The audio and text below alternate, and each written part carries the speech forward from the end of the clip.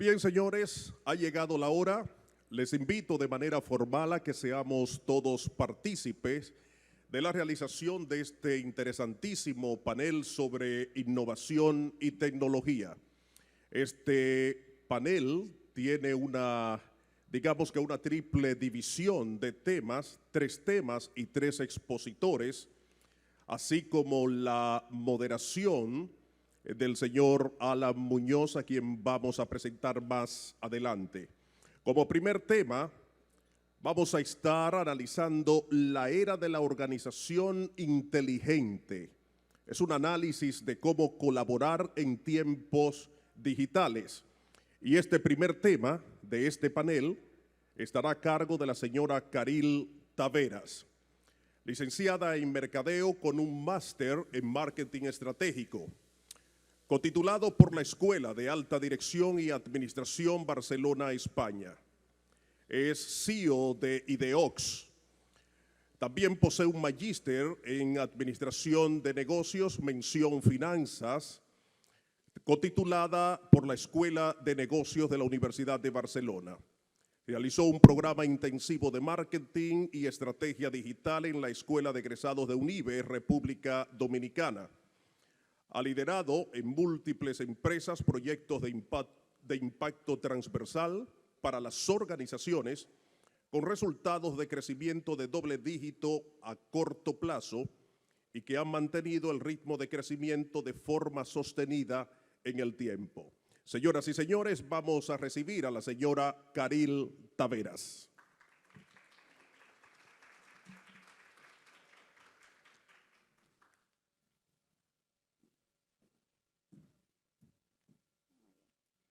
Muchísimas gracias, buenos días.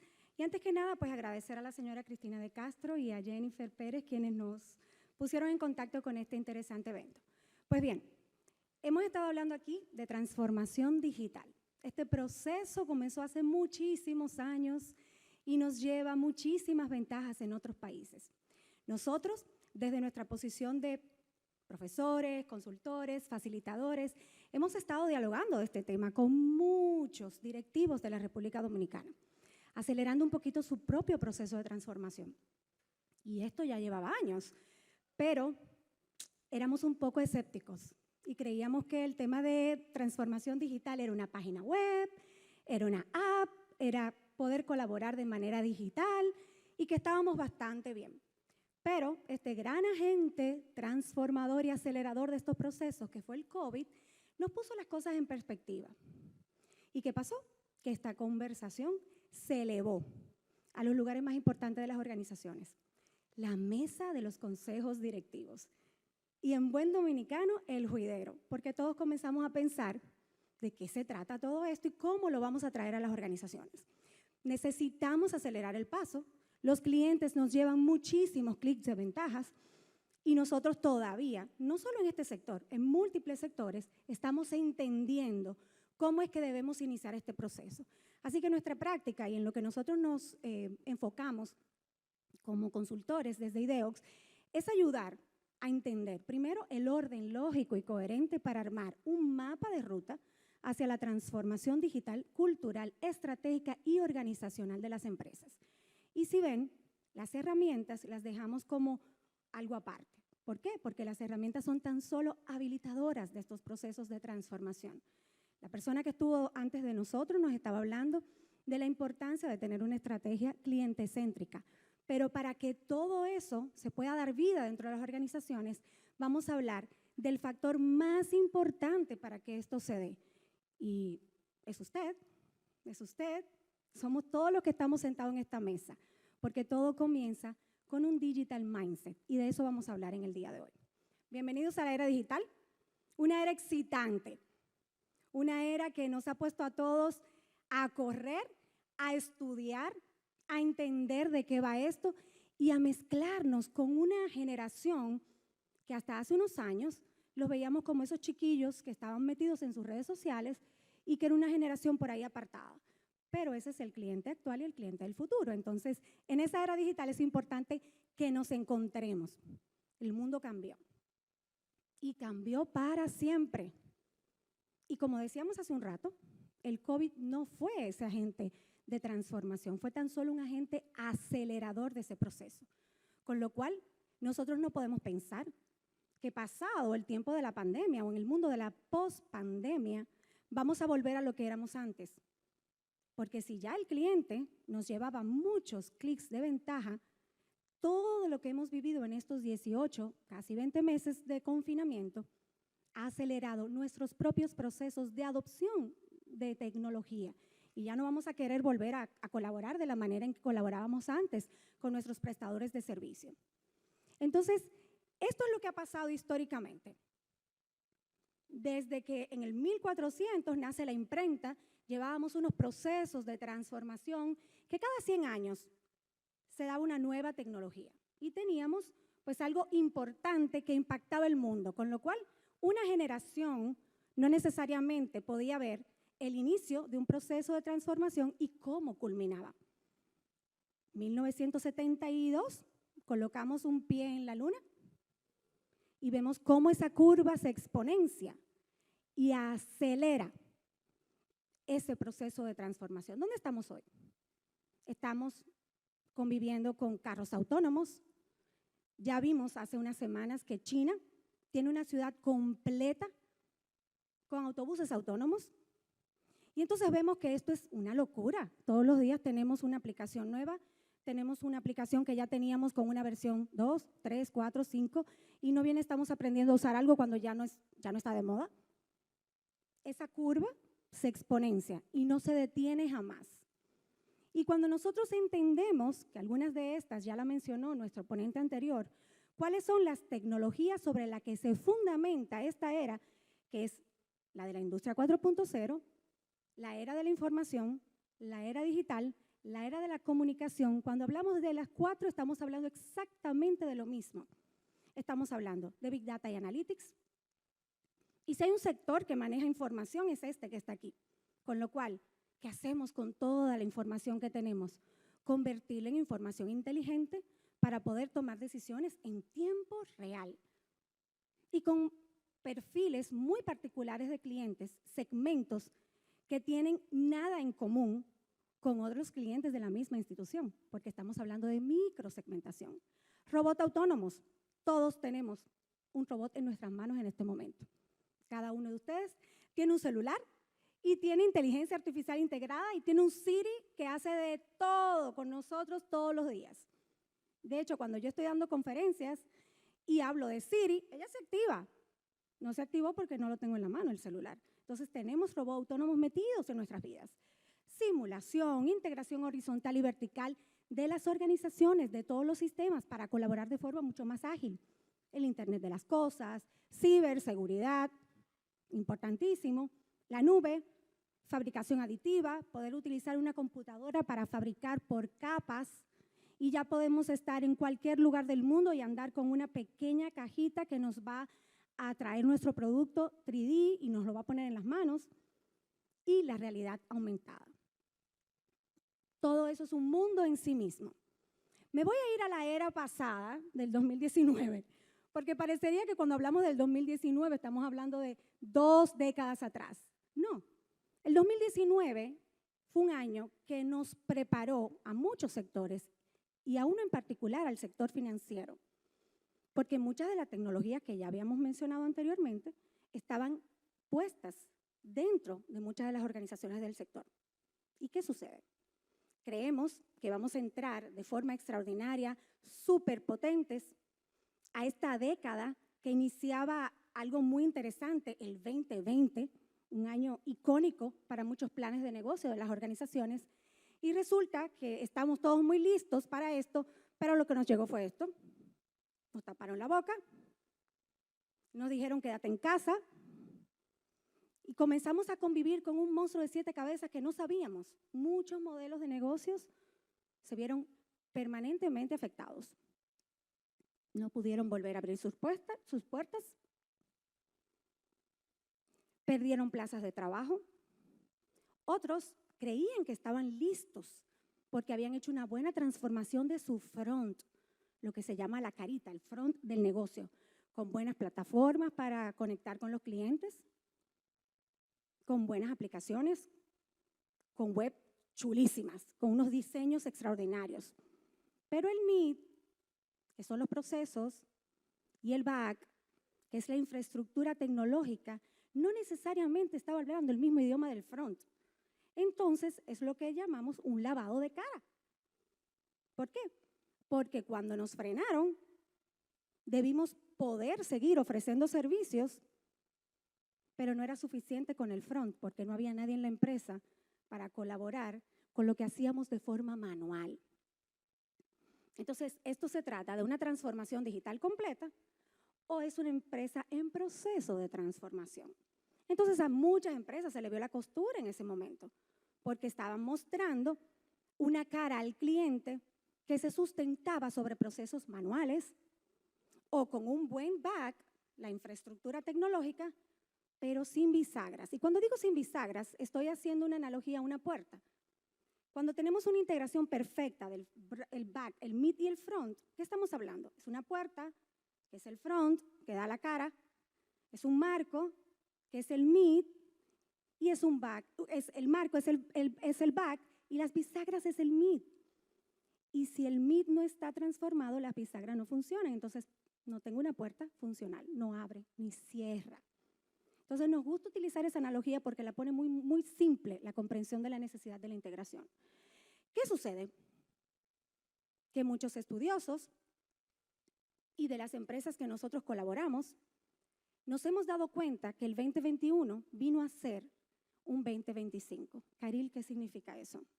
Bueno, planes de transformación estratégica que ponían mucho de sus procesos de transformación digital en el 2025 como acabados, tuvieron que acelerarlos y alarlos hacia el 2021. Entonces, cuando escuchábamos a veces en procesos de planeación estratégica decir, es que no estamos listos para transformarnos digitalmente, de repente tuvimos que hacerlo y se pudo lograr en muchos casos. Entonces, lo importante de todo esto es ver que con voluntad, con un buen motivador, las cosas pueden salir. ¿Qué sucede? Que tenemos un ejemplo importantísimo.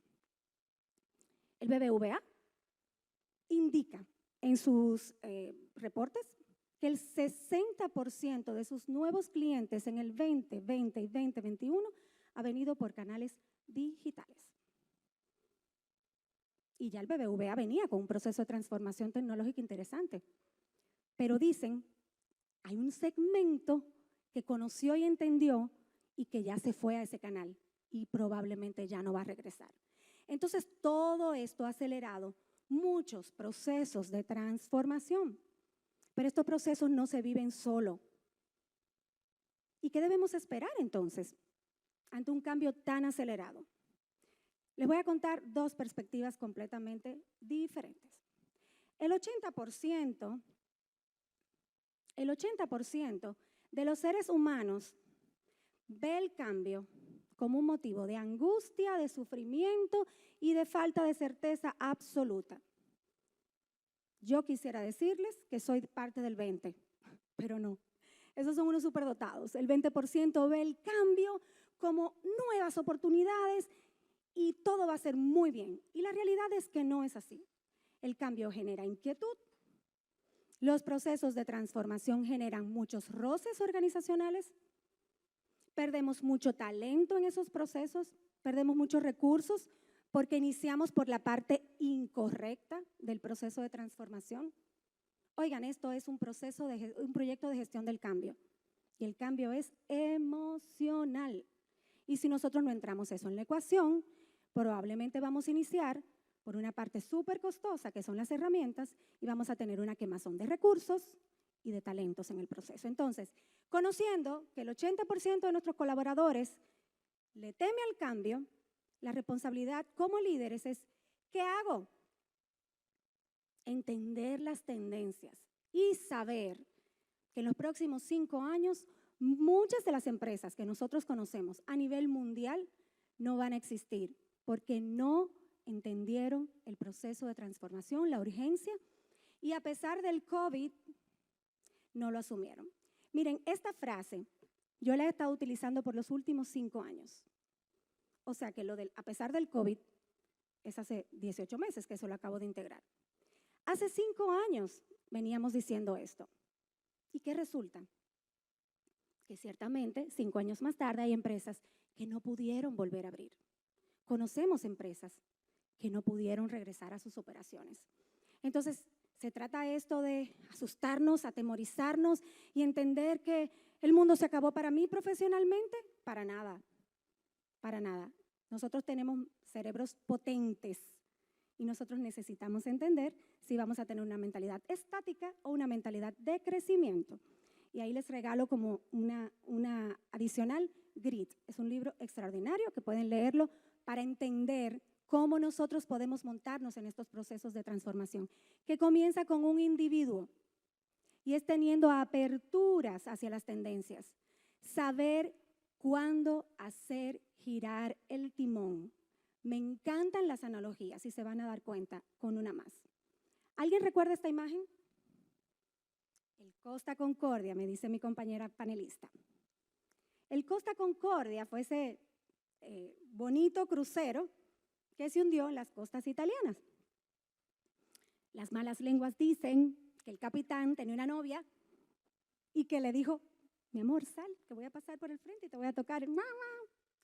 Pues eso no es lo que vamos a debatir en el día de hoy, sino lo que ocurrió. Cuando él estuvo en juicio, porque él fue enjuiciado por la cantidad de personas que murió, él dijo una frase que para los líderes organizacionales creo que es muy importante.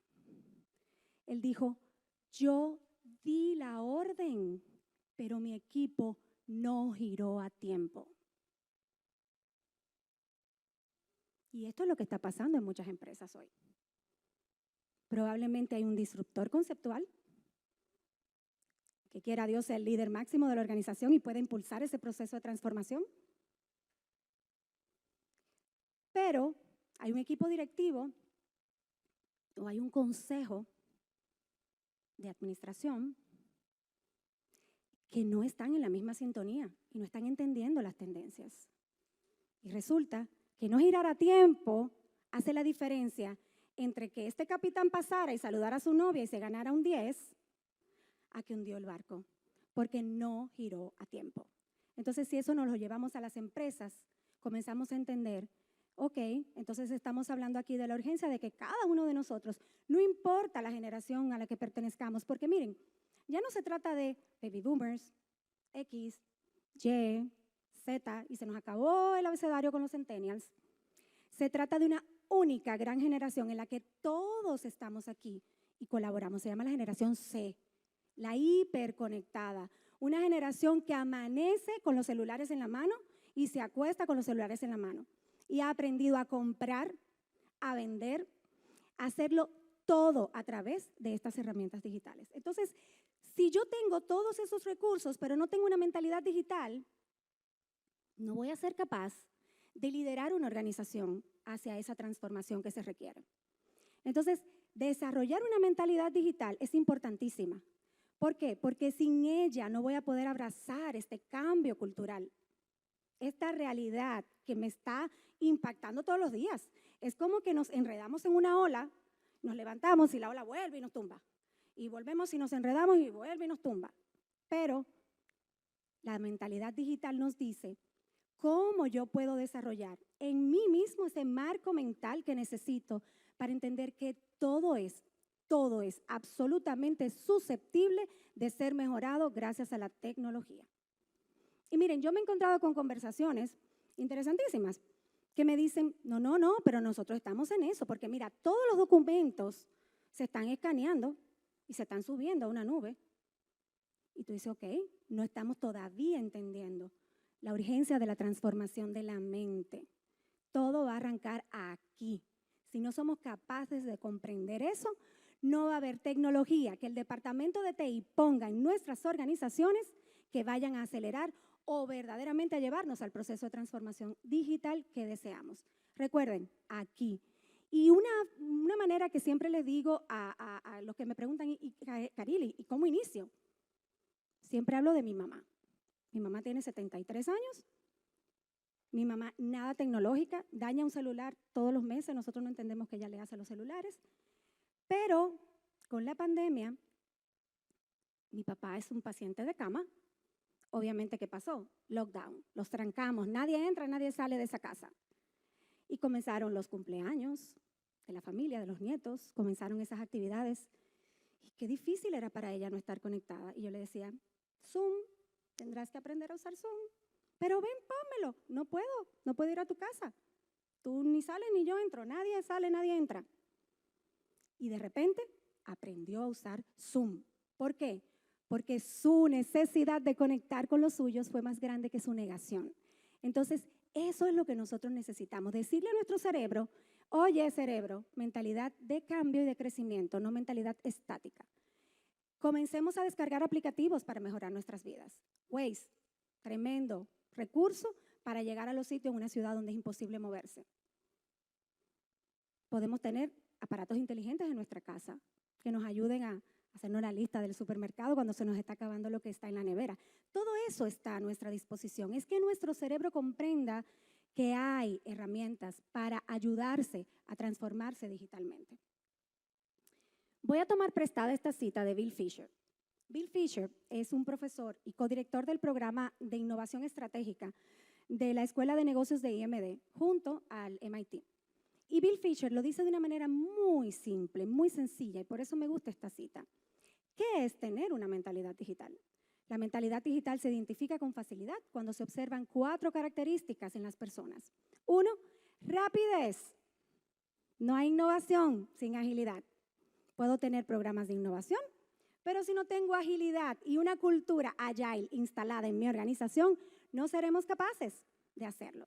Rapidez, inclusividad, experimentación y sistematización. Pero ellas pueden ampliarse de otras formas igualmente válidas, como la capacidad de emprender desde dentro, concepto clave en la era digital.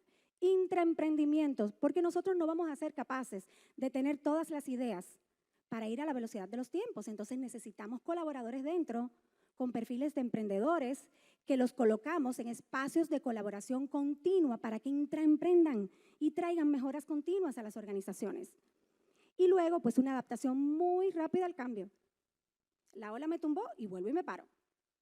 Y no entiendo cómo le entra el agua al coco de la transformación digital y llamo a alguien que vuelve y explícame cómo es el mapa.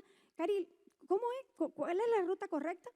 No podemos detenernos porque recuerden que el cliente nos lleva muchos clics de ventaja. Ya lo he dicho 3 veces y es porque es una frase muy clave en este espacio. El uso de la nube, la colaboración, las tecnologías open source, abrirse. Y yo sé que este sector es un sector hiperregulado, con lo cual eso genera unas cadenas de fuerza y unas barreras que nos impiden, pero créanme, tenemos clientes del sector y sabemos que cuando tenemos la voluntad firme y sobre todo la unidad en visión de las 2 primeras capas directivas de las organizaciones, somos capaces de entender cuáles son los marcos de actuación entre los que nos podemos manejar y poder acelerar en este proceso de transformación. Y bueno, desarrollar un digital mindset nos va a potenciar como ese ente de disrupción en lo que nos queremos convertir. Necesitamos disruptores conceptuales. Necesitamos personas que se atrevan a cuestionar la forma en que hemos venido haciendo las cosas por los últimos 30, 40, 50, 20, 10, 15 años. Y eso es una sana dinámica organizacional en este tiempo. ¿Qué voy a trabajar?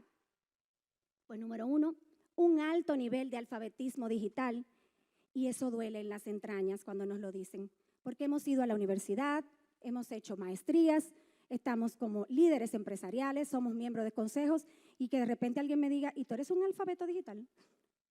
Duele muchísimo, pero sí, ese es un mundo nuevo y ser ciudadanos de ese nuevo mundo requiere de unas competencias que nos toca adquirir, así como cuando nuestros niños van a párvulos y tienen que aprender a usar su motora fina para escribir. Es exactamente lo mismo.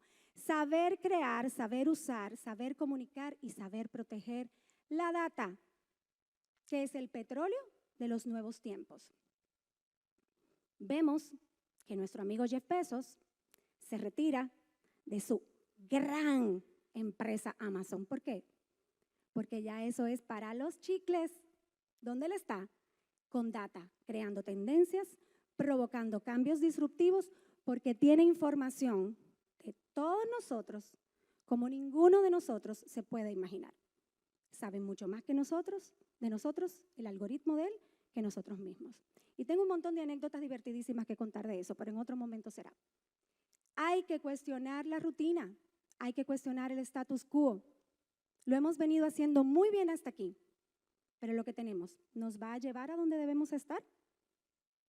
Con la realidad nueva, con un cliente hipercomunicado, con un cliente que quiere respuesta 24/7, 365 días del año, que se despierta a las 3 de la mañana y entra a Amazon a comprar y quiere poder pagar con su tarjeta de crédito y tiene una situación y quiere poder comunicarse con un robot que en su prestador de servicios financieros lo puede ayudar a desatascar el proceso. Eso está pasando todos los días. Y ya nosotros estamos compitiendo en un sector que también tuvo su tech, las fintech. Tener una visión de largo plazo y bajar la rigidez emocional. Recuerden que el cambio es emocional y si no lo cuidamos desde ahí, estos procesos van a ser muy difíciles de llevar en las organizaciones. Y por último, convertirnos en un early adopter. Esos tecnólogos, personas que no importa su edad, no importa su condición social, están siempre leyendo, buscando a la vanguardia de la tecnología y buscando un colaborador joven que le diga, ¿cómo que se usa esto? Entonces yo te paso de mi experiencia y te cuento cómo nosotros sorteamos la crisis del 2008, que fue muy enfocada al sector financiero, pero tú me vas a ayudar a ver cómo vamos a enfocar esta crisis tecnológica que estamos viviendo. Entonces ahí hay una colaboración intergeneracional extraordinaria. Aquí hay 4 caminos hacia un digital mindset. Número 1 están los ludistas, son esos colaboradores que están familiarizados con las nuevas tecnologías, con los nuevos procesos y bueno, están allí tranquilos. Luego tenemos a los novatos, colaboradores con una adopción incipiente de las tecnologías y luego tenemos a los usuarios, las recibimos, las hacemos parte de nuestras vidas, pero no somos muy fan de todo ese tema de la tecnología y nos vamos y dejamos la laptop y volvemos a abrir ese asunto mañana porque yo tengo una vida privada y quiero cuidarla.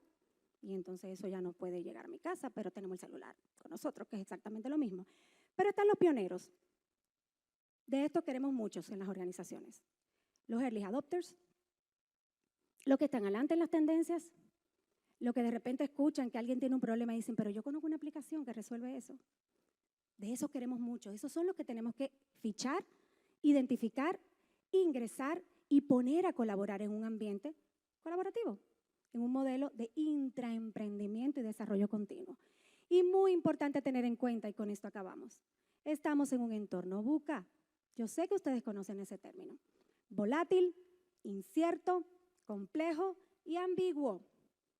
Pero la Universidad de Oxford dice, no, ya no es VUCA, el asunto es TUNA, porque además es turbulento.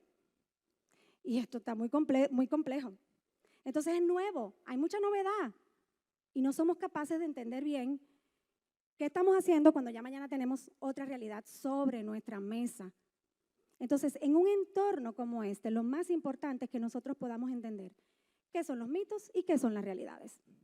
Porque mientras más simple lo hagamos, más fácil va a ser la adopción de todo este proceso de transformación. Un mito, que lo digital va a reemplazar a lo físico. No es real, es un ambos. Es un ambos, porque detrás de las máquinas hay seres humanos y en cada convivencia hay un humano conviviendo con una máquina.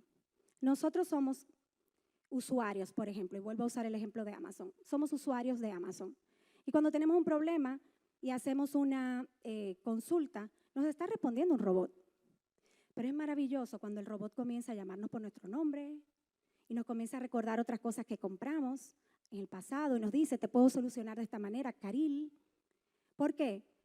Porque hay una necesidad de una conexión age to age, human to human. Entonces es imposible que digamos que la digitalización lo va a transformar todo y se acabaron los humanos en el proceso. No es verdad. Mito, lo digital requiere una nueva disrupción radical de la propuesta de valor del negocio. No necesariamente. Lo digital, creo que se le acabó la pila a este asunto. Lo digital se trata de tecnología.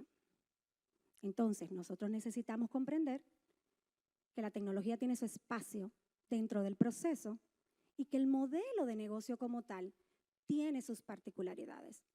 Caril, ¿significa esto que todos los modelos de negocios se pueden transformar manteniendo su esencia? No necesariamente. Hay modelos de negocios que necesitan, ciertamente, transformarse completamente, hacerle un shutdown y comenzar uno nuevo, pero eso no se hace de la noche a la mañana. Hay un camino para lograrlo. Y hay modelos de negocios que perfectamente permiten convivir con un cambio en la experiencia del cliente.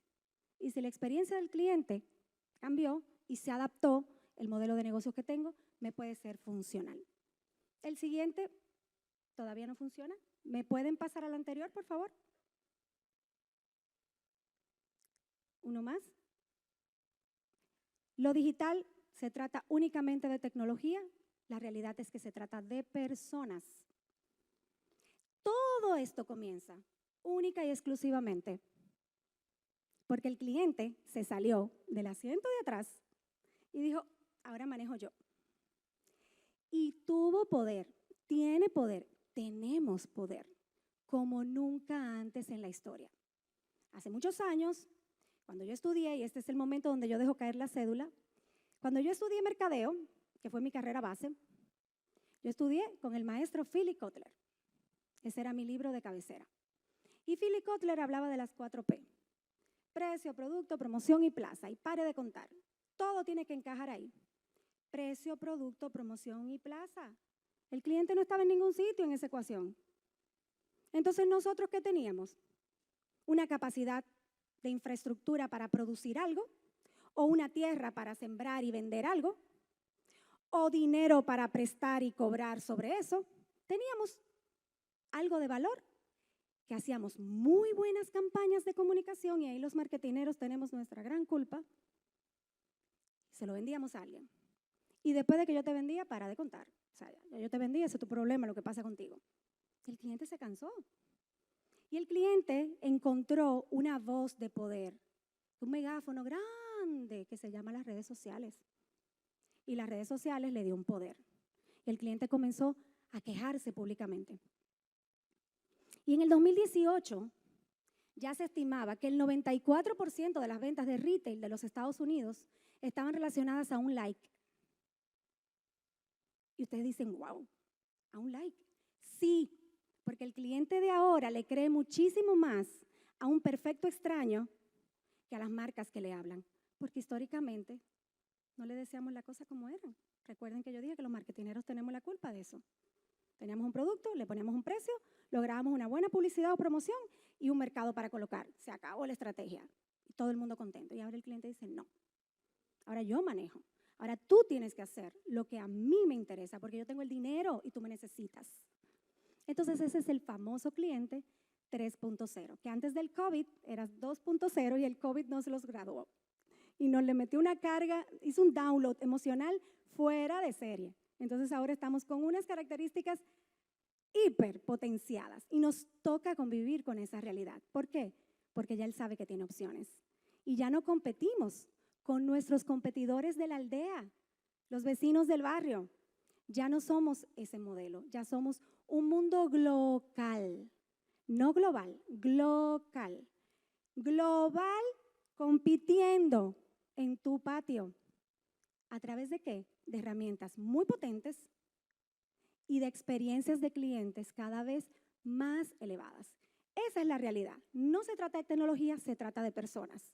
Con lo cual, nosotros tenemos que identificar, y por eso decía al principio, que estamos hablando del elemento más importante del proceso de transformación que somos cada uno de nosotros. Ustedes, sentados cada uno en la mesa directiva de sus empresas.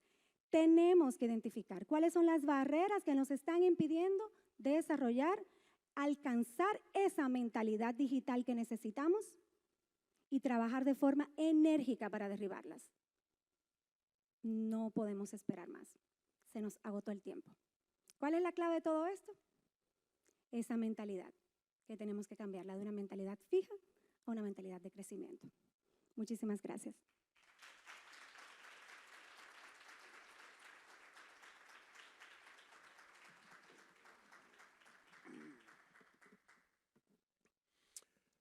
Estamos desarrollando el panel Innovación y Tecnología. Y dentro de ese panel acabamos de escuchar la primera propuesta acerca de la era de la organización inteligente, cómo colaborar en tiempos digitales. Señora Caril, muchas gracias por haber estado con nosotros. Pasemos ahora a la segunda propuesta de este panel, a cargo de la señora Miriam Stern, abogada, experta en derecho financiero y también comunicadora, ¿cierto? Profesor de Derecho con una trayectoria de trabajo en la industria de la educación superior, experto en Derecho Financiero Internacional, Derecho de Gestión de Inversiones, Derivados, Derecho Bancario y Derecho de Innovación y Nuevas Tecnologías Financieras, FinTech, Smart Contracts, Blockchain, Open Banking, Sandboxes regulatorios, etc. Tiene una amplia trayectoria en la educación con un máster en Derecho enfocado sobre todo en el Derecho Financiero Internacional. Ella viene a hablarnos acerca de las nuevas tendencias, las expectativas del usuario, las principales transformaciones digitales y las nuevas figuras e innovaciones dentro de este proceso. Miriam Stern.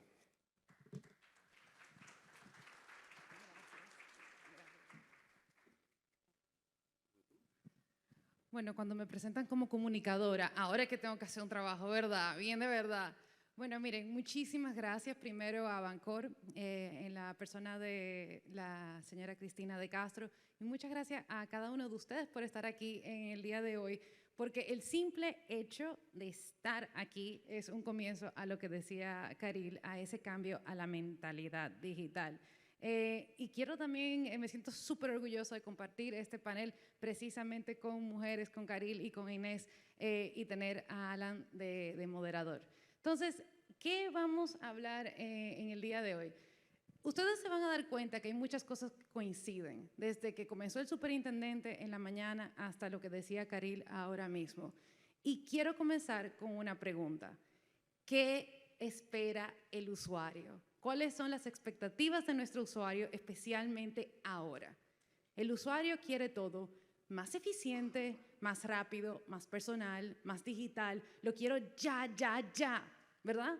Entonces, ese usuario ya no quiere hacer las cosas, no quiere ir a la sucursal, como ustedes han visto. O sea, las sucursales poco a poco están desapareciendo, están cambiando.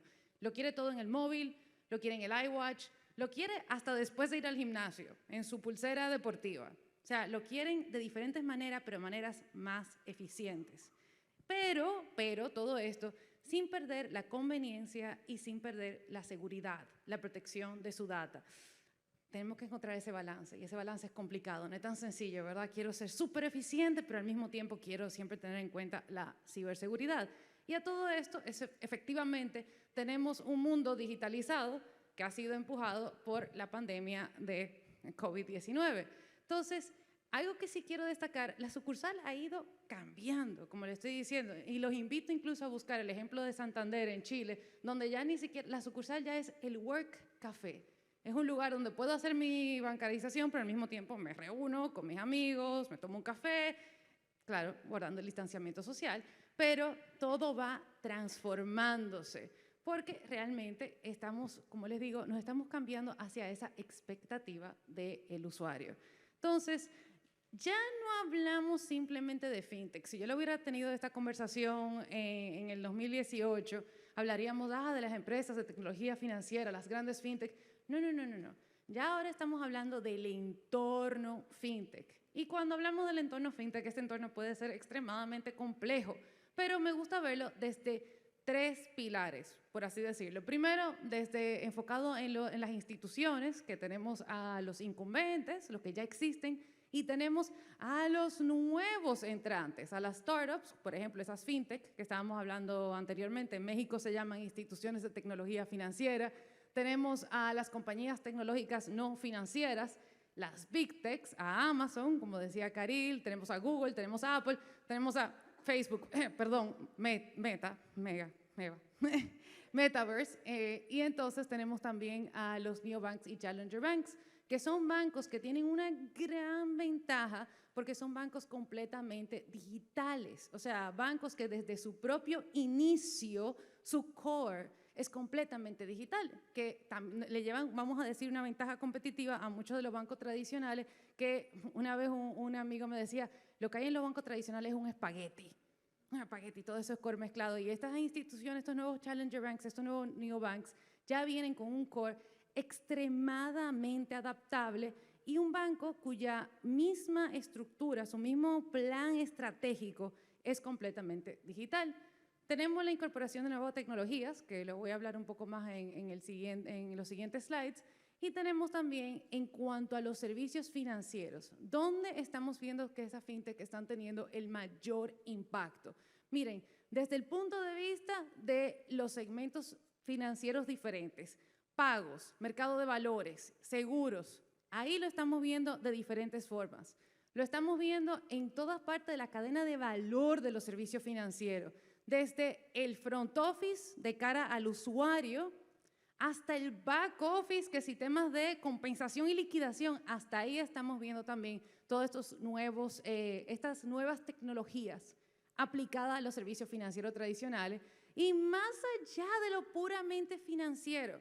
Ahora también tenemos a las RegTech, que es todo lo que tiene que ver con las nuevas tecnologías aplicadas al cumplimiento regulatorio, y tenemos a la SupTech del otro lado, o sea, todas esas nuevas tecnologías para ayudar al regulador a hacer su trabajo de manera mucho más eficiente y enfocado precisamente en nuevas tecnologías y para poder llevar este mundo, vamos a decir, al mundo digitalizado que están esperando estos usuarios. Entonces, ¿dónde estamos viendo las tendencias más importantes? Y aquí sí quiero hacer como una especie de hasta pausa, porque esta diapositiva en particular, muchos de estos temas han coincidido durante el día. O sea, pero uno de los primeros, y uno que me extraña muchísimo que no haya mencionado particularmente, es el onboarding digital. O sea, ahora mismo ya el usuario, como les decía, no quiere ir a la sucursal. Yo recuerdo que yo les pregunté a mis estudiantes de grado, de Derecho, oigan, ¿quién aquí ha ido a una sucursal bancaria en los últimos 2 meses? Nadie levantó la mano. No han ido, no quieren ir. Entonces, ahora estamos vinculando a los usuarios de manera completamente digital. Cuando lo vinculo de manera digital, tengo que tomar en cuenta muchísimos factores. Ya en la Unión Europea hablamos de PSD2, hablamos de la autenticación reforzada. Algo que yo tengo, como mi móvil, algo que yo soy, como la biometría, efectivamente, que si mi huella dactilar, que si mi voz, y algo que yo conozco, mi contraseña. Esa triple, vamos a decir, ese triángulo, ahora yo también lo estoy aplicando para poder vincular a mi cliente y para que mi cliente pueda hacer transacciones de manera seguras. Entonces, nos estamos moviendo, es una de las tendencias, hay un papel buenísimo del BID que acaba de salir, precisamente hablando de eso, de lo que es onboarding digital. Estamos viendo el uso de consejeros cibernéticos, el uso de la inteligencia artificial para asesoría de inversión. Bueno, ya ni siquiera los corredores, ya bueno, en vez de utilizar puramente un corredor, utilizo a estos asesores cibernéticos que utilizando inteligencia artificial, utilizando algoritmos, ya deciden en base al perfil del inversionista, de mi cliente, qué producto le conviene más. También tengo el uso de inteligencia artificial. Evidentemente, esta sí ha coincidido durante el día completo. Data Science, Machine Learning, porque como bien habíamos hablado, la data es el nuevo petróleo y el mundo es del que sabe utilizar su data de la manera más eficiente y de la manera más rápida posible. Ese es el que gana en el mundo de hoy. También estamos hablando que esa inteligencia artificial yo la estoy utilizando para personalizar los productos para mi usuario, porque de nuevo vamos a la expectativa del usuario. Quiero algo para mí, para Miriam. Yo voy a ir al banco que me dé algo que a mí me guste, que me llame la atención, porque me siento que ese banco está más cerca de mí, me conoce. Así que quiero ir a donde él. Entonces, el uso de Distributed Ledger Technology, el DLT, que es la tecnología de la cual, cuando hablamos de blockchain es parte del DLT. Y el uso de cada vez más el DLT de las bases de datos distribuidas en el uso de los servicios financieros y, por ejemplo, para hacer debida diligencia. Las billeteras virtuales, tercerizar los sistemas de pago a la nube pública, el Open Banking, que ya en Reino Unido, en la Unión Europea, ya eso es cosa ya, pero nosotros cada vez nos estamos moviendo a ese mundo del Open Banking, al usuario le gusta, porque básicamente el usuario autoriza a la entidad de intermediación financiera, oye, entidad de intermediación financiera, mi data, tú tienes que permitir que esa fintech la utilice para que esa fintech me pueda ofrecer los servicios financieros que yo deseo. Ese es el mundo del Open Banking. Y como les decía, ya es un hecho, es una obligación desde la entrada en vigencia de PSD2 en la Unión Europea y Reino Unido.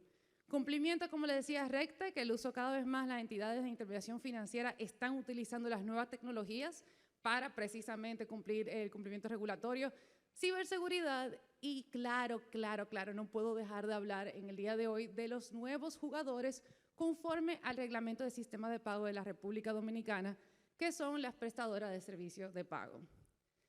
Yo quiero hablarles de un caso, porque cada vez nosotros estamos hablando de todo esto, pero les voy a hablar de lo que me sucedió a mí, a Miriam Stern, en el 2018. Estamos en el 2021 y esto me pasó hace 3 años. Y quiero hablarles de esta fintech en particular que se llama Square. Square fue creada por Jack Dorsey, coincidencialmente el creador de Twitter. O sea, es alguien que sabe un poquito de las redes sociales.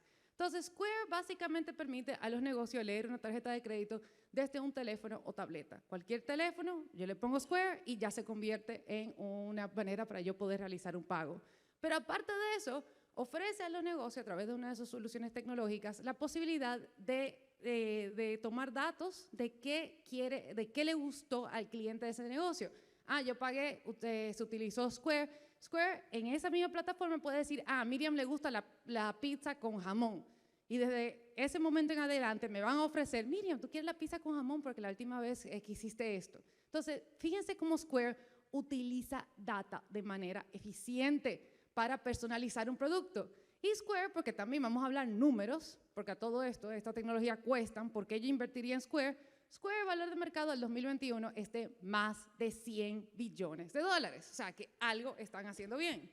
Entonces, como les decía, me pasó en el 2018, yo viajé a ese lugar que ustedes están viendo en el mapa, es el punto más al este en todo el continente americano, es un campo en Canadá, y bueno, básicamente yo llegué, estaba súper cansada, esto fue en St. John's, y me dice la amiga, mira, me enteré que hay un lugar donde están vendiendo los mejores cupcakes del mundo. Estas son 2 muchachas, vamos a decir, micropyme, o sea, es un negocio de estas 2 personas y ellas están vendiendo estos cupcakes a 3 horas de St. John's. Ya ustedes se imaginan.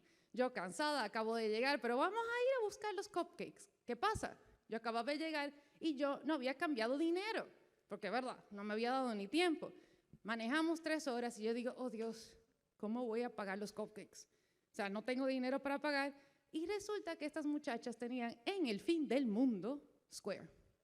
Y aquí es donde las fintech están haciendo el gran impacto. O sea, en este lugar donde no había una sucursal bancaria, había una solución tecnológica para una necesidad que yo tenía de un servicio financiero. Y ahí, señores, ustedes lo están viendo en pura experiencia, cómo estas empresas pueden hacer una diferencia. Entonces, estamos viendo que está cambiando el rol tradicional de la banca de frente a las nuevas empresas que están surgiendo, a estas fintech. Y la banca siempre va a ser la banca, las entidades de intermediación financiera siempre van a realizar intermediación financiera, solamente ellas pueden hacerlo. Pero estas nuevas empresas, vamos a decir, las fintech, están entrando para, vamos a decir, eficientizar, para mejorar la experiencia con el usuario.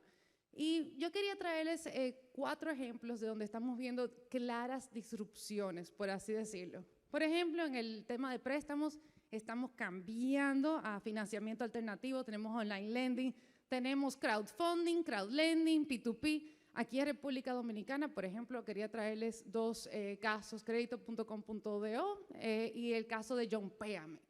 ¿Quién no conoce JohnPéame? Y JohnPéame es un crowdfunding, o sea que ya esto está aquí. En República Dominicana esto claramente está sucediendo. En transferencia bancaria ya estamos viendo la cuenta de pago electrónico, estamos viendo el uso de agregadoras de pago, estamos viendo las empresas de adquirencia, estamos viendo nuevos jugadores en toda la cadena de pago. Y aquí, por ejemplo, tenemos Yoyo, tenemos Mío, Te Pago. República Dominicana ya tenemos esas soluciones. Cumplimiento normativo, RecTech, tenemos, por ejemplo, a Mati y tenemos MapRisk. Y en el caso de seguros de Insurtech, tenemos, por ejemplo, Contigo. Pero también puse en la presentación el caso de Lemonade, porque Lemonade es una insurtech de Estados Unidos que hace una combinación interesantísima. Y fíjense, esto es un ejemplo de una empresa que conoce al usuario. Ellos dicen, oye, si tú me utilizas a mí, yo soy una insurtech, no solamente te vas a ahorrar este dinero, sino que el dinero que te ahorras lo puedes donar a la causa de tu preferencia. Y eso es, miren, no se imaginan, eso le encanta a la nueva generación. Piensen ustedes que en COP26, ahora mismo que está sucediendo en Glasgow, como decía el señor Yves, en COP26, ¿quiénes son los que están ahí en primera fila? Los jóvenes. Así que ustedes le dicen a ese joven, mira, te vas a ahorrar en Insurtech y aparte de eso, tú vas a poder donar a una causa de cambio climático. Ya me voy con ellos. Ellos son lo que yo quiero. Ellos saben cómo venderle a ese cliente. Y eso es lo que está sucediendo. Entonces, aquí, como les decía, en República Dominicana, este es el Radar FinTech 2021, lo desarrolla AdoFintech, que es la Asociación Dominicana de FinTech, y fíjense todas las verticales donde nosotros tenemos soluciones tecnológicas a los servicios financieros, que si pagos digitales, finanzas personales, gestión financiera empresarial, financiamiento alternativo, tenemos ya, como les decía, en muchas verticales estas empresas en la República Dominicana. Hablando de República Dominicana, yo no podía dejar de, en esta ponencia, hablar del reglamento de sistema de pago, que como les digo a mis estudiantes, está recién salido del horno, de enero del 2021, y este reglamento de sistema de pago tiene innovaciones significativas. Me habla de activos virtuales, me habla de las proveedoras de servicio de pago y me habla de algo que yo creo que es el interés principal de ustedes aquí, la cuenta de pago electrónico. Como les decía, de lo primero me habla de dinero electrónico y me habla de activos virtuales como esa representación digital de valor que puede comercializarse y puede transferirse digitalmente y puede ser utilizado para fines de inversión, pero en ningún caso ese activo virtual se va a entender como una moneda de curso legal. El hecho de que el reglamento de sistema de pago ya me incluya la definición de activo virtual, básicamente ya me está trayendo el reglamento a una realidad que está sucediendo en la actualidad. Pero también tiene esa cruz gigante ahí. La cruz, honestamente, debió haber salido después, pero nada, efectos, eso pasa en vivo. Entonces, la razón por la que esa cruz está ahí es porque el reglamento también me dice, por cierto, nadie que está conectado al sistema de pago, al CIPAR, o sea, esas empresas, entidades de intermediación financiera, esas agregadoras de pago, ninguna de ellas puede realizar o puede ofrecer productos o servicios con activos virtuales. Y cuando yo hablo de activos virtuales, aquí no solamente incluimos a los criptoactivos, incluimos también a las famosas NFT, criptomonedas, etcétera. O sea que esa definición, que por cierto es una definición que se parece bastante a la del Gafi, esa definición ya me acapara todo lo que estamos viendo con los criptoactivos como tal. Entonces, como les decía, también ese reglamento de sistema de pago me incluye a las nuevas entidades proveedoras de servicios de pago y las define como entidades que proporcionan servicios de pago como tal. Obviamente tenemos a la entidad de intermediación financiera, donde se incluyen a los bancos de ahorro y crédito, los bancos múltiples, etcétera. Pero fíjense ahí en negrita, subrayada, me crea una figura nueva. Crea a las entidades de pago electrónico. Cariñosamente le vamos a llamar EPE. Entonces, ¿qué son las entidades de pago electrónico? Me dice, son entidades de objeto exclusivo autorizadas por la Junta Monetaria para proveer cuentas de pago electrónico a través de soluciones tecnológicas. Y esa entidad de pago electrónico se une a los puestos de bolsa y a las entidades de intermediación financiera como una entidad que puede estar conectada directamente al CIPAR, es decir, es un participante directo. Entonces, esa EPE, lo novedoso es que es una entidad que obviamente autorizada por la Junta Monetaria y ofrece esa cuenta de pago electrónico. Ojo con eso. Esa cuenta de pago electrónico es un nuevo instrumento de pago. Si ustedes van al artículo 68 del reglamento, me dice, ¿cuáles son los instrumentos de pago? Transferencias electrónicas, tarjeta bancaria y ahora tenemos un tercer numeral que incluye a las cuentas de pago electrónico. O sea que esa cuenta de pago electrónico es otra solución, una alternativa al uso, para yo poder hacer pagos que no sea utilizando efectivo. Entonces, eso es lo primero. Y esa cuenta de pago electrónico es una credencial de pago a favor de un cliente que puede ser persona física o jurídica, de una EP o de una entidad de intermediación financiera. O sea, que la cuenta de pago electrónico puede ser ofrecida tanto por esa EP como por una entidad de intermediación financiera. O sea, un banco de ahorro y crédito que quiera tener una cuenta de pago electrónico, lo puede tener porque así lo establece el reglamento del sistema de pago. Y en esa cuenta de pago electrónico yo voy a tener almacenado un determinado importe que lo voy a llamar dinero electrónico y en ningún momento se va a constituir como un depósito. Aparte, el reglamento y su correspondiente instructivo deja muy claro que esa cuenta de pago electrónico solamente puede ser en pesos, o sea, en moneda nacional. Gracias a Dios no estamos como El Salvador, donde el Bitcoin es una moneda de curso legal. Y esperemos que sigamos así. Bueno, pero es una opinión muy personal. Entonces, con esa cuenta de pago electrónico, la primera pregunta es cómo yo la fondeo. O sea, cómo yo le doy dinero a esa cuenta de pago electrónico. Lo puedo hacer a través de efectivo o a través de un instrumento de pago electrónico, en cuyo caso la disponibilidad tiene que estar 2 horas post liquidación, o lo puedo hacer mediante cheque en la cuenta bancaria de la EPE, en cuyo caso tiene que estar disponible 30 minutos después de la acreditación de ese cheque. También se crea en ese reglamento de sistema de pago una figura nueva, los agentes de pago electrónico.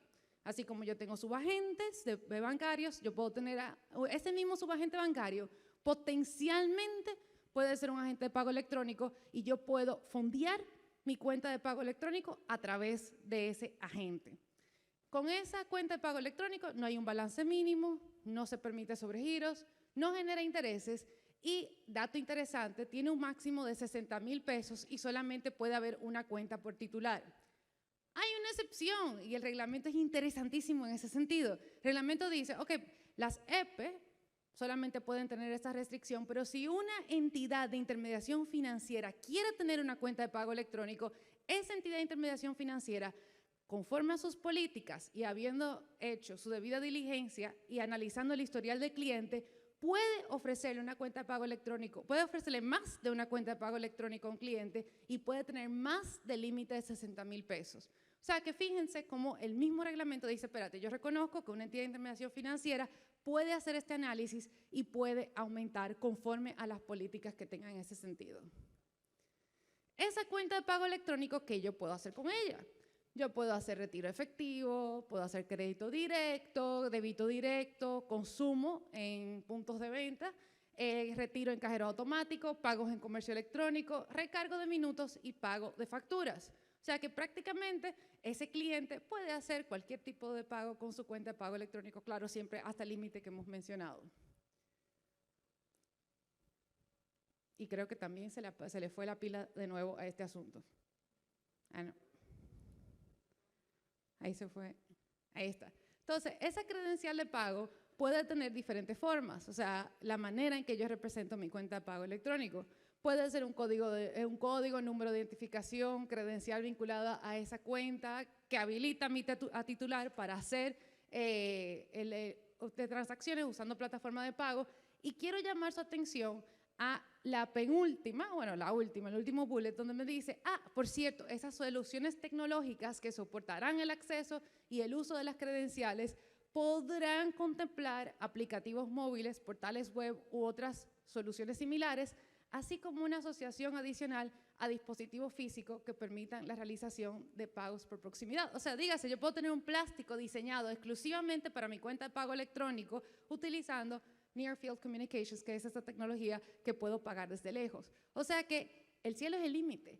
Yo puedo básicamente diseñar algo para mi cliente atendiendo esa necesidad de uso de esa cuenta de pago electrónico.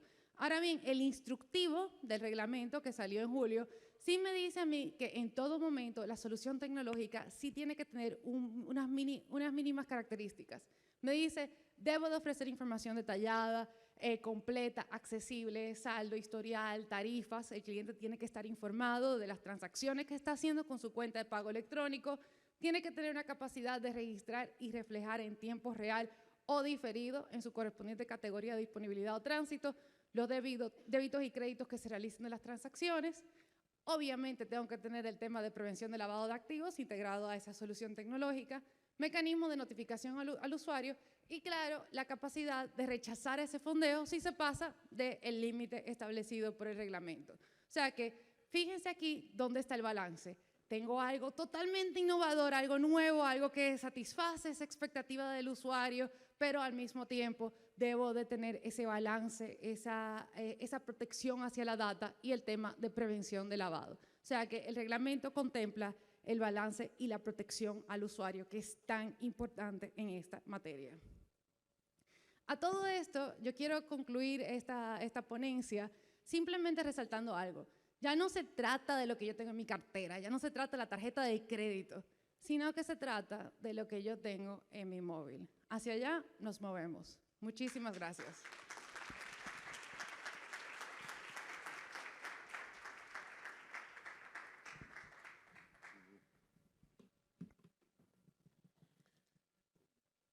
Bien, creo que debemos también de darle las gracias a la señora Miriam Stern por la entrega de esta ponencia sobre nuevas tendencias, expectativas del usuario. Bueno, ya ustedes pudieron ser parte de este tema.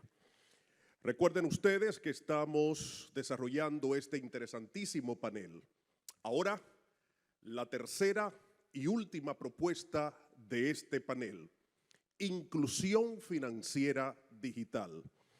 Para este tema contamos con la presencia de la señora Inés Páez, quien es la subdirectora de Innovación y Nuevas Tecnologías de la Superintendencia de Bancos.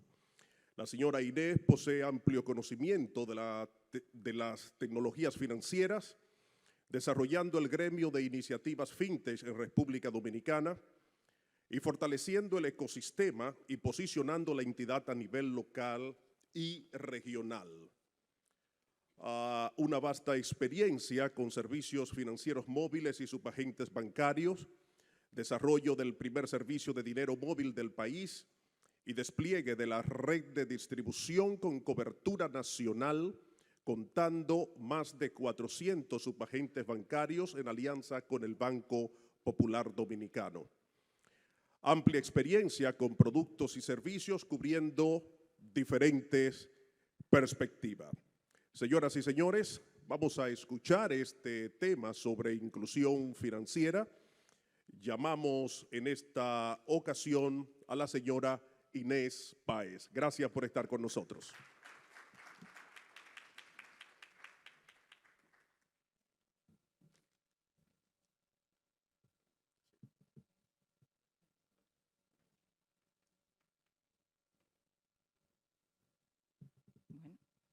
Buenas. El ser el último, ¿verdad? Tiene un doble reto. Por un lado ya están cansados y probablemente tengan hambre, pero la parte buena es que me han ido pues desarrollando todo el contexto, así que voy a ir recogiendo algunas de las ideas que ya mis compañeros han ido mencionando y yo creo que va a ser un poquito más rápido. Voy a tratar de acelerar para que no se me cansen mucho. Entonces, bueno, igual que mis compañeras, se siente un poquito extraño después de tantos meses volver pues a hablar no de frente a una pantalla, sino de frente a un público. Es una sensación, ¿verdad? Extraña. Vamos a ver. Quisiera que me levanten las manos las personas que sepan de qué se trata este 1.7B. ¿Alguien le parece conocida esa cifra? ¿Nadie? ¿Nadie? Bueno. Este 1.7 billones son las personas.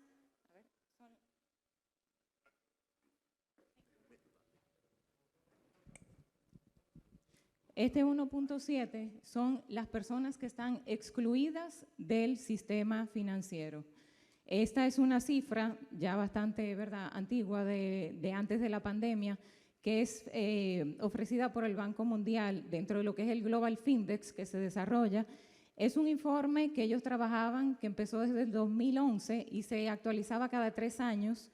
La última actualización debió de ser en el 2020, pero lamentablemente pues por la pandemia se ha atrasado ya están desarrollando las encuestas para arrojar el próximo informe, que esperamos que esté listo pues para el año próximo. Entonces, esos números, pues miren cómo han ido evolucionando desde el 2011 a la fecha. Como les dije, en el 2017 era todavía un 31% de la población mundial estaba excluida del sistema financiero y se proyecta que para el 2022 era ya nada más un 15%. Entonces vamos a ver cuando logren lanzar pues esta nueva versión del reporte cómo han ido evolucionando estos números.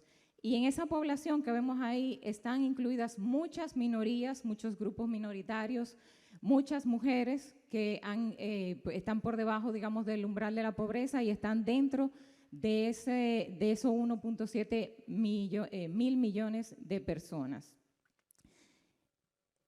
La inclusión financiera es sumamente importante, está conectada con con 7 de los objetivos de desarrollo sostenible, hablando de sostenibilidad como uno de los puntos importantes de este congreso, y entre ellos pues tenemos estos 3 que son el fin de la pobreza, poder buscar soluciones para poder erradicar la pobreza, el número 8 que trata de cómo desarrollar actividades que fomenten pues la economía, y el número 10 que trata de reducir las desigualdades. Igualmente también se relaciona con el número 2 que es hambre cero, con el 3 que tiene que ver con salud y bienestar, con el 5 que es la desigualdad de género y con el objetivo número 9 que promueve lo que es la industria, la innovación y las infraestructuras. ¿Y por qué es tan importante este tema de inclusión financiera? Porque está demostrado que la inclusión financiera es algo que ayuda a que esas poblaciones desatendidas se incorporen dentro de la actividad económica, que encuentren un producto que los pueda acompañar en su día a día. Estas son personas que viven de unos ingresos que son irregulares, tanto en monto como en frecuencia, y si encuentran un producto que realmente se ajuste a sus necesidades, pues pueden lograr esa incorporación dentro del sector financiero formal y también, cómo no, lograr unos ahorros que los puedan ayudar a salir de la pobreza. Estos son unas comparaciones, como vemos aquí, de algunos países de la región y también incluyendo Kenia, que es la referencia a nivel de inclusión financiera o una de las referencias más importantes a nivel de inclusión financiera.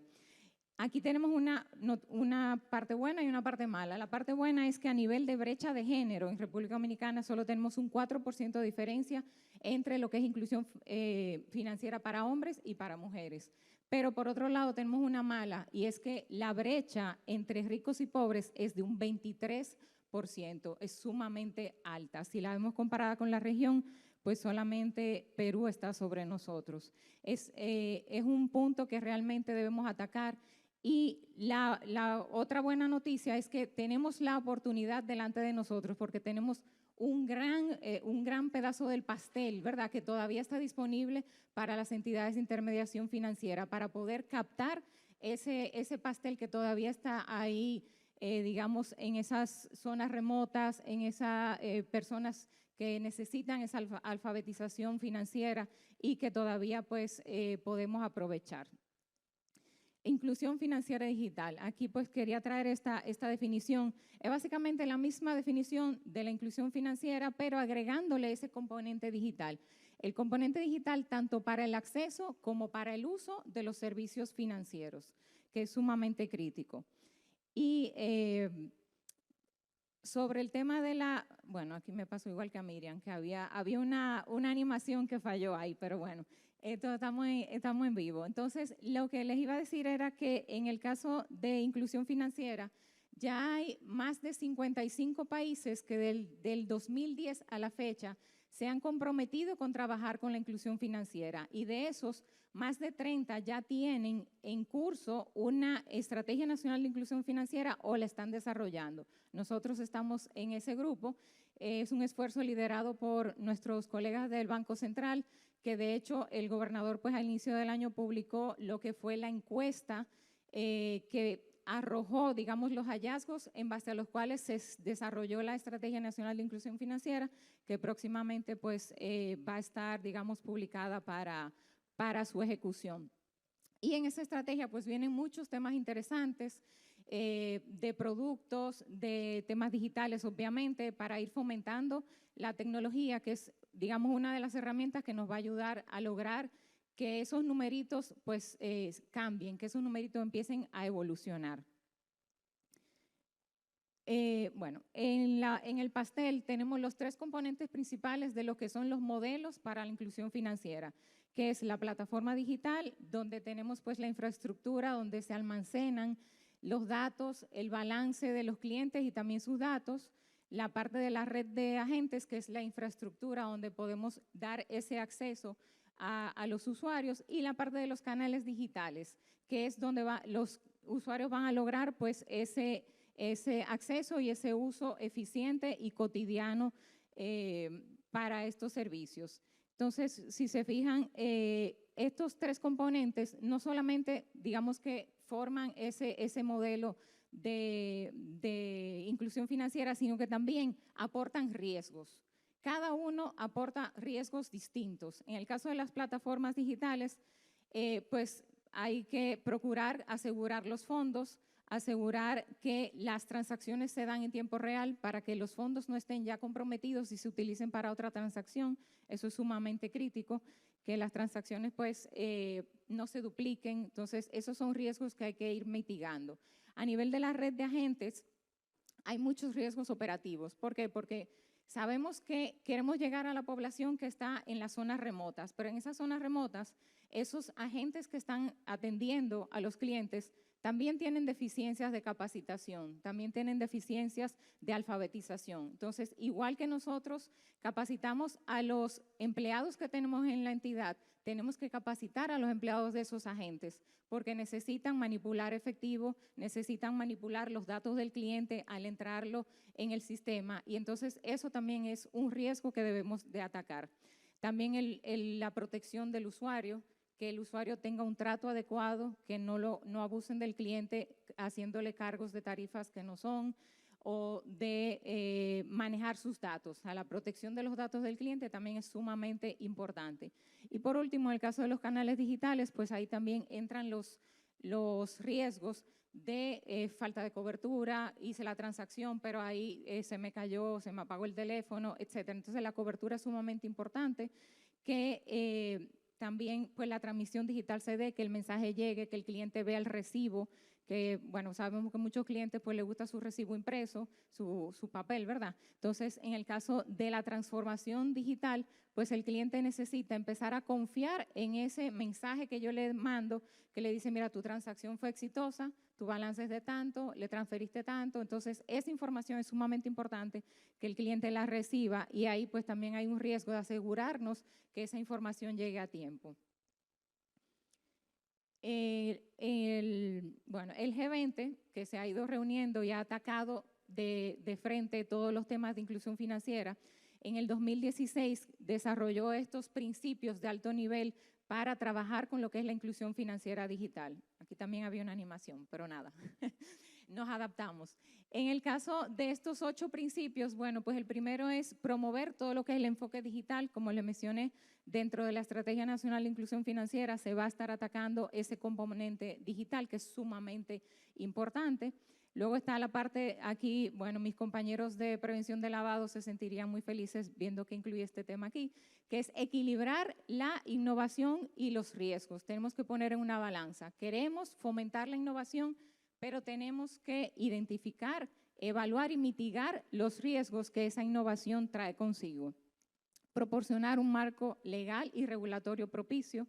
En ese sentido, pues estamos, como dicen, hashtag, estamos cambiando, estamos desarrollando algunas cosas que ya han salido, como por ejemplo la circular de cuenta básica, que habilitó pues ese instrumento, como mencionó Miriam también, pues todo lo que son las EPEs, que también vienen a traer instrumentos para la inclusión financiera, y otros insumos que estamos trabajando también en la superintendencia y de parte de Banco Central, como fomentar todos los temas de onboarding digital, y todos los temas de la debida diligencia electrónica y otras novedades más que vienen por ahí. El 4, que va muy de la mano, pues desarrollar todos los temas de infraestructura, como bien Miriam mencionó, pues ya está a nivel de lo que es el reglamento de sistemas de pago, que refuerza pues diferentes figuras los agregadores de pago, ya pues incluyendo todos los temas de los adquirientes y demás. Y dentro de lo que es la estrategia de inclusión financiera, pues también vienen otros elementos, pero no le voy a decir todo porque eso viene en otro más adelante. Luego el quinto, todo lo de proteger a los consumidores, y ya lo mencionaba pues tanto Caril como Miriam, es sumamente importante que pensemos, que pongamos todo con el consumidor en el centro, el usuario financiero dentro de nuestra estrategia. Debemos de proteger sus fondos, debemos de proteger sus datos sobre todo, y debemos de crear productos que sean realmente adaptados a él. Y aquí les voy a hacer una anécdota. Hace un par de semanas una compañera de trabajo fue con su nana a sacarle una cuenta para poder pagarle. Mira, no siempre yo tengo efectivo, para ver si te puedo transferir. Fue con su nana a una entidad financiera. Le voy a abrir la cuenta, me dijo. Señores, duraron 1 hora, no esperando, no, ya después que le había tocado el turno, porque resulta que la nana era la que tenía que llenar el formulario. Ella le dijo, mira, a la oficial, pero yo lo puedo llenar y que ella lo firme. No, lo tiene que llenar ella. Señores, la nana no sabe escribir. De eso se trata la inclusión financiera, de llegar a esas personas, a esa base de la pirámide. La oficial obligó a la nana a llenar el formulario. Mi compañera de trabajo tuvo que tomar una hoja e ir escribiendo letra por letra para que ella replicara las letras en el formulario. Si queremos hacer inclusión financiera, tenemos que saber quiénes son nuestros clientes, quién es ese usuario que queremos incluir. Esa persona no sabe escribir, esa persona está cambiando su estilo de vida para poder llegar al producto que nosotros estamos diseñando para ellos. ¿Realmente el producto está adaptado? Esa es la pregunta que tenemos que hacernos. Tenemos que pensar en ese cliente al que estamos dirigidos. Fortalecer la alfabetización, y ahí pues creo que el componente, como dijo bien el superintendente, que estamos bastante enfocados en llegar a los usuarios, en que los usuarios sepan que la superintendencia pues tiene, no es solamente para los bancos, sino también para los usuarios del sistema financiero, poder crear esa conciencia de que ellos sepan cuál es el producto que más se adecua a sus necesidades y sepan también cómo manejarse. Por eso la importancia de que nosotros queremos ahora que ellos vean la información, transparentar pues toda la información que tenemos para ellos. El 7 es facilitar la identificación de los clientes, pues ahí, como les mencioné, estamos trabajando en todos los temas de onboarding digital o de apertura digital de las cuentas y de la debida diligencia electrónica, porque si queremos fomentar pues todos los canales digitales, necesitamos que esté habilitado, saber quién es el cliente que está detrás de esa transacción, eso es sumamente importante. Y el punto número 8 es el seguimiento del progreso, cómo estamos evolucionando. En ese sentido, estamos desarrollando ya en la superintendencia pues unos tableros de inclusión financiera. Hemos revisado diferentes metodologías, la metodología del FMI, la metodología del Banco Mundial, y otro punto que también estamos muy comprometidos con la causa, nos hemos afiliado con la AFI, que es la Alianza para la Inclusión Financiera, y también pues hemos evaluado las metodologías que ellos utilizan con los diferentes indicadores de inclusión financiera. Y próximamente pues vamos a tener disponible ese tablero con los indicadores de inclusión financiera de República Dominicana para ver cómo van evolucionando, porque lo que no se mide pues no se ve, ¿verdad? No se mejora.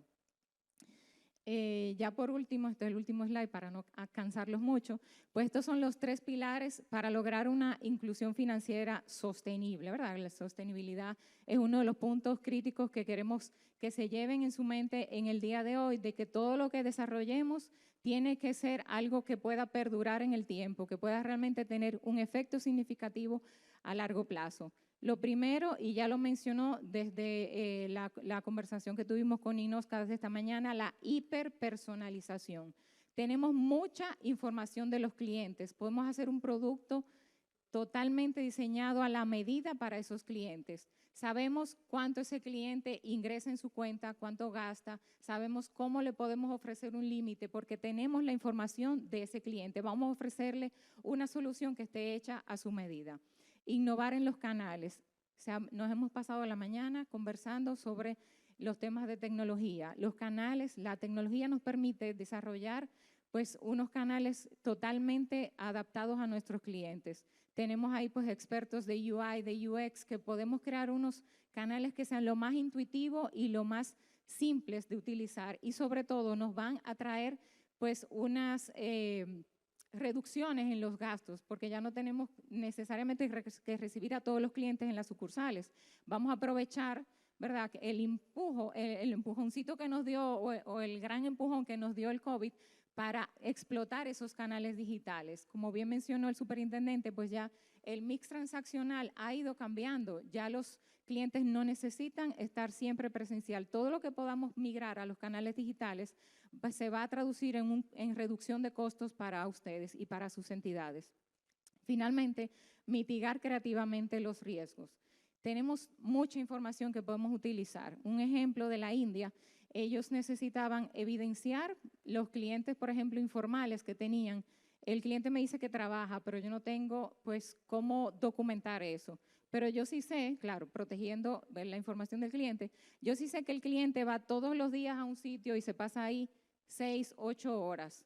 Probablemente ese sea su lugar de trabajo. Entonces, si yo manejo la data, yo puedo identificar, evidenciar esa información que me falta por confirmar, la puedo evidenciar pues con esa información, y así lo hacen en la India. Bueno, el cliente me dice que trabaja, yo veo que sí, que él va todos los días a las 8 de la mañana a un sitio, se pasa 8 horas ahí y luego vuelve a su casa. Entonces, evidentemente, algo hacen esas 8 horas, ¿verdad? Está trabajando. Entonces, tenemos que buscar una forma creativa de cómo ir mitigando los riesgos y definitivamente crear productos que sean relevantes para el cliente. Tenemos que ser creativos y, como dijo Caril, ahí tenemos todas pues las herramientas de tecnología y tenemos cómo producir ese cambio para traer esos clientes a nuestras entidades.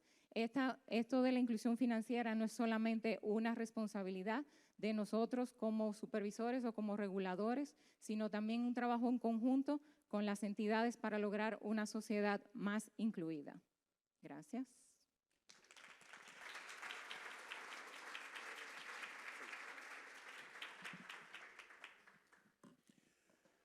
Bueno, señores, agradecemos a la señora Inés Páez por haber estado con nosotros en esta versión de este 7º Congreso de Abancor, trayéndonos el tema de inclusión financiera digital.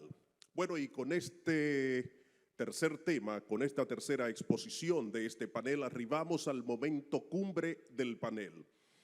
En ese sentido, me permito presentarles al señor Alan Muñoz, quien tendrá la obligación y la responsabilidad de seguir con nosotros ahora en este intercambio de ideas, preguntas y respuestas interesantes. Señor Alan Muñoz es el vicepresidente ejecutivo del Banco Fiogar y primer vicepresidente de la Junta Directiva de Abancor. Está con nosotros también porque se ha constituido en un actor principal en el desarrollo de las tecnologías en el sector. Señor Alan Muñoz, en la moderación de este momento.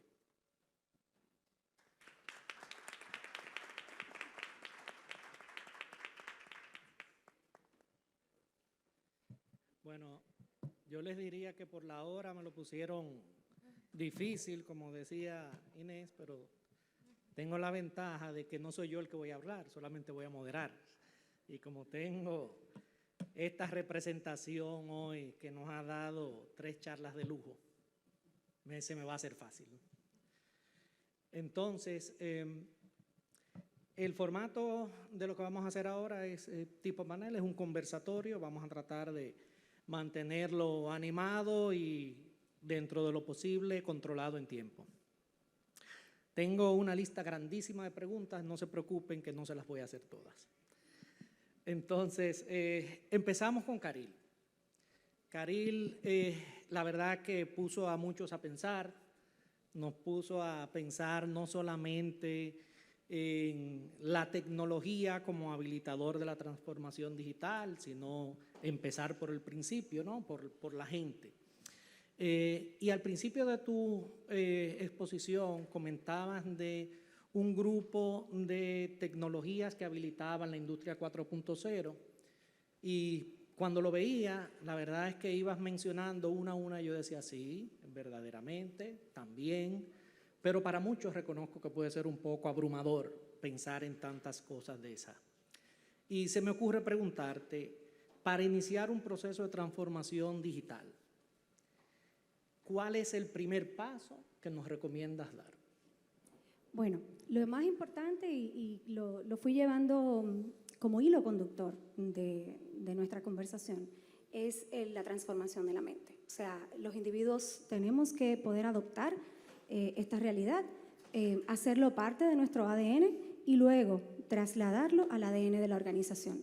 Y eso nunca va a ser posible si no hay un alineamiento luego en visión. Nosotros hablamos mucho de disruptores conceptuales y se trata de ese individuo que hizo ese clic mental hacia la digitalización de su propia mente y luego cómo lo traslada a las organizaciones. Es a través de un proceso de unión en visión para poderlo llevar por ósmosis a la cultura. Si la cultura de la organización no se transforma, ninguno de los procesos van a ser transformados. Muchas gracias. Miriam, igual pusiste a muchos a pensar, me encantaron tus ejemplos. Cuando las cosas se ven así tan humanas y cercanas, se entienden mucho más fácil. Ahora, eso me trajo a preguntarme, y si pusiste ejemplos de fintechs de diferentes ramos y que ya, como bien decías, no es solo fintechs, están las regtechs, están una cantidad de empresas que habilitan la creación de nuevos productos y servicios. Y en mercados internacionales, y en el nuestro, que no es la excepción, hemos empezado a ver cómo las fintechs están siendo un habilitador de productos para las entidades financieras. En esos modelos de B2B2C, de empresa a empresa, y caen finalmente al comercio. ¿Cuál crees que es el futuro de esa relación fintech-bancos? Muchísimas gracias, una pregunta importantísima. Yo creo que hay dos vertientes. Hay una vertiente de inversión, vamos a ver muchas entidades de intermediación financiera invirtiendo en empresas fintech o en empresas que ofrecen soluciones tecnológicas a servicios financieros tradicionales, pero yo creo que lo que más vamos a ver, yo creo que el futuro está más enfocado en la colaboración entre entidad de intermediación financiera y fintech. A ver, la entidad de intermediación financiera, como yo decía, siempre va a ser esa entidad que tiene la autorización regulatoria para hacer intermediación financiera. Eso no va a cambiar, pero la fintech va a ser la que le va a aportar esa experiencia adicional. Vamos a decir, el front office de cara al usuario va a ser la fintech, pero el back office siempre vamos a tener a esa entidad de intermediación financiera. Y vemos muchos ejemplos a nivel internacional de esto, como por ejemplo Mint en gestión de finanzas personales. Sí, así es, y estoy de acuerdo, muy de acuerdo contigo. Creo incluso que ya a nivel local estamos empezando a ver una buena cantidad de ejemplos de eso y ya ese mito se ha ido aclarando. Entonces, Inés, ¿qué piensas de lo mismo? Bueno, ahí como mencionaba el superintendente, que elaboramos recientemente un documento de lo que es la digitalización de la banca en la República Dominicana. Ahí quedó evidenciado que ya estamos en el futuro, ¿no? Ya tenemos un 40% o más de las entidades de intermediación financiera que están colaborando con empresas fintechs, colaborando con entidades de intermediación financiera para diferentes fines, para temas de pago, para temas de identificación de los clientes, para diferentes motivos, pero ya se está viendo esa colaboración, ya se está viendo que las entidades de intermediación han reconocido el valor que le pueden aportar las fintechs en temas de procesos, de cómo agilizar, de cómo automatizar los procesos dentro de las entidades, y yo creo que eso es algo bien positivo. Y pues también creo que próximamente vamos a ver pues algunos intraemprendimientos, que eso también pues va cambiando un poquito el paradigma que teníamos. Ya los bancos están mucho más abiertos y saben, bueno, que pues las fintechs están desarrollándose, que ya no es algo de otros países, sino que también localmente pues tenemos el fenómeno ya como parte del ADN del sector financiero. Excelente. Caril, tienes la gran oportunidad de que la audiencia de hoy nos permite entrar en detalles un poco sobre... es una audiencia con capacidad de transformar, una audiencia que tiene el chance de crear cambios verdaderos en sus entidades. Entonces, teniendo eso en cuenta y sabiendo que delante de ti tienes a miembros de los consejos de directores y miembros de la alta gerencia de las entidades. Me permito preguntarte, como directivo, ¿qué debo esperar de mi equipo para iniciar o acelerar este proceso de transformación digital de nuestra organización? Excelente pregunta. De hecho, comenzamos con esa pregunta, una de nuestras ponencias hace unas semanas. Y realmente la responsabilidad, como todo proceso de transformación, inicia con la cabeza. Entonces, de los equipos debemos esperar apertura y sobre todo un deseo enorme de colaborar. Lo más importante de esto es que nosotros, como líderes organizacionales, hayamos permitido pues, que la siembra del talento dé sus frutos. Inés acaba de hablar de intraemprendimiento, cubrimos el concepto de intraemprendimiento cuando estuvimos dialogando, y es lo más importante, conocer a nuestros talentos, entender cómo puedo utilizar a ese cliente interno que me está representando la realidad de un cliente externo. Y algo súper interesante es entender que si nosotros vamos a entrar en este juego de la transformación de manera real y responsable, necesitamos mirar incluso mucho más allá del sector. ¿Por qué? Porque cuando nosotros nos quedamos orbitando en nuestro propio sector, estamos mirando las mejores prácticas de quienes están compitiendo con nosotros en un mismo sector. Entonces, nosotros nos gusta siempre invitar a que miremos los next practices. ¿Qué está pasando más allá del sector que nosotros podemos traer a nuestra organización? Y nuestros colaboradores son fuente de información fiable, actualizada, diaria que tenemos a nuestro alcance. O sea, ya hay organizaciones como Lloyds Bank que tiene una posición que se llama Chief Futurologist Officer. Entonces eso significa que en el sector hay gente que está jugando a muy, muy gran escala. Pero nosotros quizás no tenemos la oportunidad todavía de tener una posición como esa, pero nuestros futurólogos empresariales los tenemos sentados en los escritorios de nuestras empresas todos los días. Entonces yo te diría que, Alan, lo más importante es nosotros poder hacer la tarea desde la perspectiva del cliente interno, conocer a nuestros colaboradores y poder entender cuál es su posición con relación a la propuesta de transformación, porque esto no se puede lograr solo. La transformación en sí misma, la herramienta en sí misma no trae transformación, sino que es un proceso que se cocina desde dentro de las organizaciones y eso tiene que ver con un cambio cultural. Excelente, me encanta. Ya sabemos que a empoderar a nuestra gente, porque no sabemos el futurólogo que tenemos dentro, ¿no? A ver, siguiendo, Miriam. Comentábamos de cómo pueden las fintechs y las entidades de intermediación financiera colaborar, y como te decía, estoy muy de acuerdo. Ahora, parte de tu presentación estuvo enfocada en el reglamento de sistemas de pago.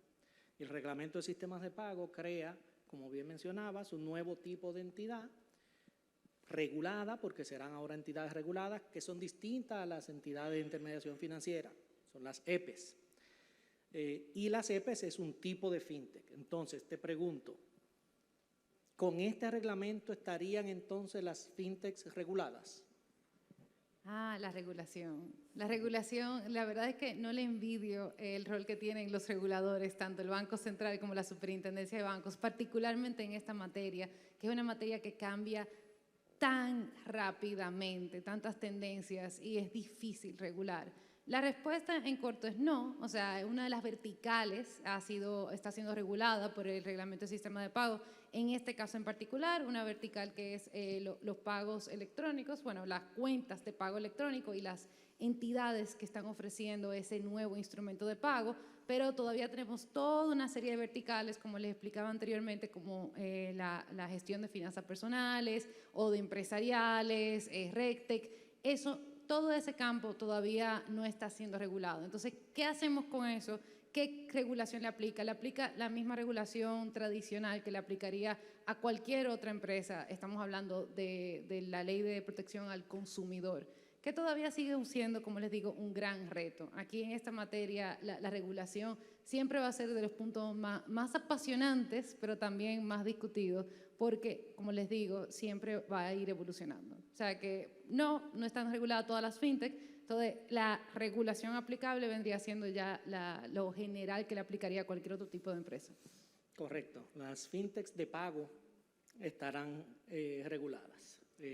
no las fintechs en Las que general. ofrezcan ese tipo de pago, Correcto. porque si nosotros tenemos los P2P, por ejemplo, lo que es financiamiento alternativos, esas no caen dentro de esos verticales particulares, de los reglamentos. Correcto.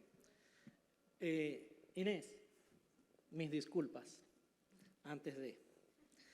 Pero con la creación de las EPES se genera una nueva figura que podrá hacer ciertas operaciones previamente del uso exclusivo de entidades de intermediación financiera. Esas entidades están ahora reguladas, pero no serán supervisadas por la Superintendencia de Bancos. Entonces, dentro del marco de esa nueva realidad, ¿cómo consideras que las entidades de intermediación financiera podrán mantener el ritmo de la innovación en el marco de una supervisión como la que tenemos y considerando los procesos tradicionales de aprobación de productos, de tercerizaciones, de nuevas funcionalidades que debemos cumplir la entidad de intermediación financiera? ¿Cómo competimos? No envidio la pregunta. Uno aquí sin haber comido. Qué preguntita, ¿eh? Mira, ahí realmente me toca pues hacer un mea culpa, ¿verdad? Como bien dijo el superintendente, hay muchos temas que a lo interno que estamos revisando, que sabemos que deben de ir evolucionando, sobre todo en temas de eficientizar las respuestas que le damos a las entidades. Como bien él dijo, pues teníamos un backlog bastante importante cuando llegamos y eso es parte de lo que estamos pues tratando de que no vuelva a ocurrir. Sabemos que también a nivel regulatorio hay muchas normativas que debemos de ir actualizando, pues como ya mencionó Miriam, pues hay mucho que podemos ir cambiando para poder ser más habilitantes, así que sí hago el mea culpa ahí de ese lado. Por otra parte, pues como dijo el superintendente, estamos cambiando, tenemos una mesa fija con los gremios para escuchar el sentir de las entidades, para saber cuáles son los puntos de dolor, cuáles son los puntos que debemos de ir cambiando. Tenemos también, pues próximamente estamos preparando con el Banco Central y con las demás superintendencias lo que va a ser el Hub de Innovación, porque, como ya mencionó Caril, o sea, no es nada más en dónde tú te mueves. Ya el consumidor no ve la banca como un mosaico, ¿no? Ya las barreras, las fronteras entre un sector y el otro se van diluyendo y ya el consumidor ve las cosas como parte de su estilo de vida. Entonces, al final, sale una fintech con un modelo de negocio que probablemente no me toque solamente a mí como superintendencia de bancos, sino que también toque a seguros o toque a mercado de valores. Entonces, la idea con el Hub de Innovación es poder ver eso que viene ocurriendo y poder decidir entre todos los reguladores y supervisores cómo vamos a afrontar esos modelos de negocios innovadores y cómo vamos a poder evolucionar a nivel de normativa para seguir siendo habilitantes. Entonces, sí hago el mea culpa, pero por otro lado, pues la noticia es que sí estamos viendo que eso viene, que ya está aquí, mejor dicho, y que queremos hacer el esfuerzo de ser habilitantes. Pero ahí, bueno, pues definitivamente también, como mencioné ahorita, pues nos toca hacer ese balance entre yo que quiero que todo se habilite a nivel de innovación y mis compañeros de prevención de lavado que quieren que yo me acuerde de que todas las innovaciones traen consigo pues un riesgo debajo de la manga. Entonces, ahí tenemos un reto bastante importante. Y así debe ser. La verdad es que debemos reconocer, sobre todo todos los que estamos aquí, que tenemos una responsabilidad con esa estabilidad. Y el innovar trae sus retos consigo y no todo puede ser que sea más fácil, más rápido y más sencillo. Hay que balancear.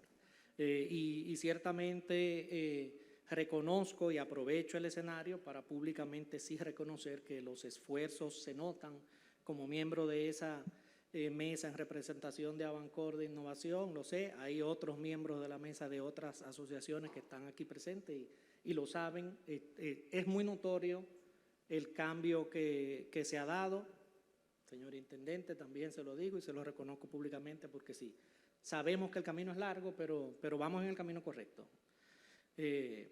Además, era el ramito de olivo por la pregunta un poco difícil. Entonces, para no cerrar en ese mismo tema y aprovechar el tema tan interesante de inclusión financiera digital que estabas tocando, hago una pregunta compartida, y es, conociendo los retos que tenemos en el país, primero del nivel de bancarización, la necesidad de inclusión, pero también de las deficiencias que podríamos tener estructurales en cuanto a acceso a telecomunicaciones. Nosotros que estamos impulsando esos temas de inclusión financiera digital nos encontramos con dificultad de acceso a data. Las personas tienen teléfono, no necesariamente tienen datos disponibles en ellos. Entonces les pregunto, ¿cuáles desafíos o barreras ven ustedes a poder alcanzar ese crecimiento de inclusión financiera digital o apoyado en la tecnología para impulsar la inclusión financiera? Decidan ustedes. A mí me gusta mucho hablar. Yo creo que yo también soy la única abogada en el panel. Si mal, entonces voy a hacer un mea culpa también y voy a tomar la palabra. Yo creo que, como decía, hay mucha oportunidad, hay muchos retos. Para mí, temas que urgentemente necesitamos resolver es el tema de la firma electrónica, / firma digital. Ese tema de la ley 12602 para mí es urgente cuando hablamos especialmente de onboarding digital. Doña Fabiola, dígame. Ella. Y también iba a decir, la verdad que estamos en sintonía, y yo iba a decir lo de identidad digital. Entiendo que ahí el gobierno, la OCTIC particularmente, tiene un rol muy importante que realizar, que es el desarrollo de ese proyecto, y el Banco Central es el desarrollo de la identidad digital como un medio de autenticación y vinculación de la persona, pero acreditado por el Estado.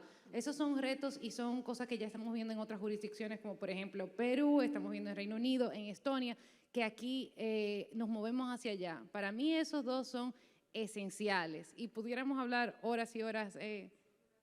Y también, sí, claro, la Ley de Protección de Datos Personales, que es una ley, la 172.13, que nació con mucho ímpetu y mucha energía, pero al final del día, como se dice en inglés, a lot of bark, no bite. O sea, la verdad es que la ley quedó con muchas deficiencias y necesitamos, si vamos a hablar de todas estas nuevas tecnologías, hay dos temas esenciales: protección de datos y ciberseguridad. Entonces, esas 4 cosas para mí son los siguientes pasos obligatorios y rápidamente que tenemos que manejar. ¿Sí? Ante expertos de la materia, mi posición siempre va a ser desde la perspectiva del cliente, porque es el corazón de lo que nosotros hacemos. Entonces, todo esto que hemos hablado, a mí no me cabe la menor duda que va a ocurrir, porque hay voluntad política, porque hay una tendencia mundial que nos dice que o lo hacemos, no tenemos alternativa. Y bueno, hemos escuchado a Inés hablar de muchas de los proyectos. Entonces, hace un rato nos mirábamos aquí y decíamos, firma digital, lo hablamos entre nosotras muy bajito, porque ciertamente es la pregunta que siempre nos hacen cuando hablamos de todo esto en cualquier segmento, no solamente el sector financiero, el sector salud tiene sus retos en ese aspecto, que es uno de los sectores que va acelerando el proceso de transformación por igual. Entonces, ¿cuál para mí sería el reto? Que nosotros seamos capaces, desde nuestras instituciones gubernamentales y bueno, las instituciones que son ya independientes, de colocarnos en los zapatos del cliente. Entender que nuestras propuestas de valor tienen que ser adecuadas a sus expectativas y a sus necesidades, y que nosotros tenemos la responsabilidad de diseñar un producto o servicio que se adapte a esa realidad, porque si no, nosotros estamos debilitando la propuesta de valor colectiva del sector, no solamente de una institución con un nombre de marca corporativa, comercial. Nosotros hablamos mucho de la sostenibilidad de nuestra nación, o sea, nosotros hablamos de que es importante que todos los sectores aceleren porque se trata de la sostenibilidad de nuestro país desde la perspectiva de competencia. ¿Por qué? Porque dijimos hace un rato, ya no estamos compitiendo con los vecinos del frente, sino en un mundo local. Entonces, el mayor reto es encontrar soluciones cliente céntricas. Todo lo demás tiene que poderse ordenar de cara a esa necesidad. Si le colocamos trabas, palos a las ruedas, por más innovación y transformación que traigamos, nuestro cliente siempre va a encontrar una mejor opción con una experiencia cliente céntrica mucho más atractiva que la nuestra. Estoy muy de acuerdo. Bueno, me dejaron para el final. Me quedé del final. Pero era sobre tu tema la pregunta. Sí, no, ahí coincido coincido mucho con Caril. Si pensamos en el cliente, o sea, el cliente en el centro, tenemos que crear soluciones que sean relevantes, pero también que sean responsables. Dentro de la encuesta que publicó Banco Central sobre el tema de inclusión financiera, uno de los hallazgos era el nivel de sobreendeudamiento que tienen los usuarios.